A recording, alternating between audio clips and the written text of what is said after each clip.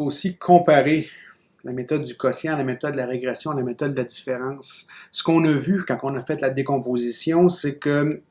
je peux choisir soit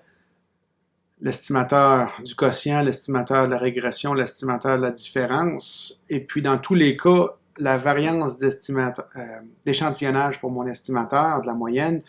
va être à peu près la même chose que la variance d'échantillonnage pour un EAS de taille n, plus un terme A qui va dépendre de la méthode qu'on utilise, soit le quotient R, soit la régression L, soit la différence D, et puis on divise ça par la taille de l'échantillon fois le terme de correction en population finie. Fait que ce qui nous intéresse vraiment, c'est de comparer ces trois termes-là. C'est comme ça qu'on détermine, en supposant que les hypothèses sont bien sûr satisfaites, c'est comme ça qu'on détermine quel estimateur nous donne la meilleure variance. En général, par exemple, vous verriez que la variance d'échantillonnage pour l'estimateur par le quotient est plus grande que la variance d'échantillonnage de l'estimateur par la régression lorsque le terme correspondant pour le quotient, ici, il est plus grand que le terme correspondant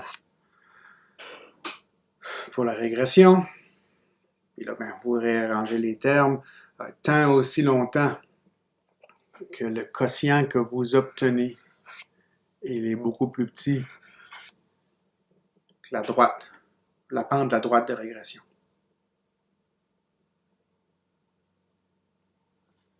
On préférerait l'estimateur par la régression parce que la variance l'échantillonnage est plus faible dans ce cas-là si le quotient est beaucoup plus faible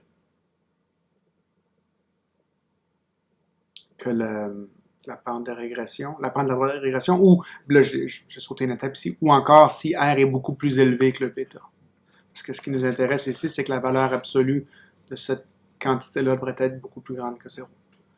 S'il se trouve que le quotient R est à peu près le même que la pente de la droite de régression, ben dans ce cas-là, il serait préférable d'utiliser, bon, en tout cas, les deux seraient aussi utilisables, puis je pense que c'est plus simple de calculer nos quantités à l'aide de la méthode du quotient. Mais s'il y a une grosse différence entre le quotient, l'estimateur du quotient, puis l'estimateur de la pente de droite de régression, ben vous devriez vous servir de la pente de droite de régression,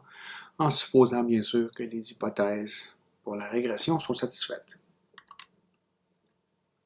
En même ordre d'idée, faites le calcul.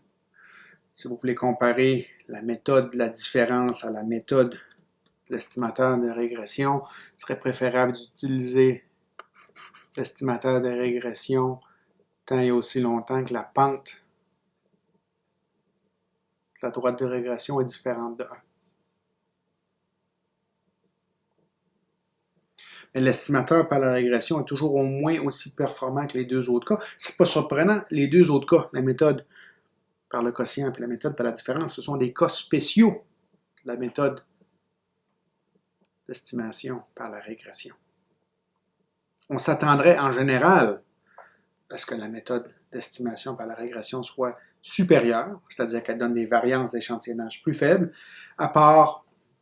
dans les cas où, par exemple, la pente de la droite de régression était 1, ou que la droite de régression passait par l'origine, puis la pente de la droite de régression était très près du vrai quotient. Parce que c'était des données qui satisfaisaient à l'équation y est égal à rx ou y est égal à bêta x.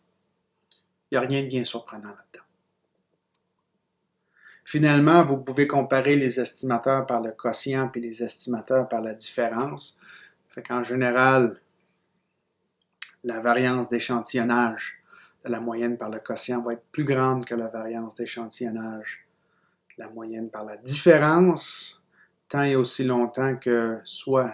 le quotient R soit pas égal à 1,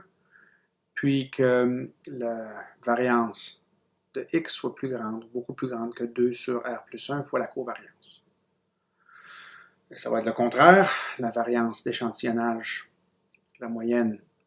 par la méthode de différence va être plus élevée que celle par la méthode du quotient si r n'est pas égal à 1, puis que sigma x au carré est beaucoup plus petit que 2 sur r plus 1 fois la covariance. Autrement, les variances ont des magnitudes qui sont à peu près les mêmes.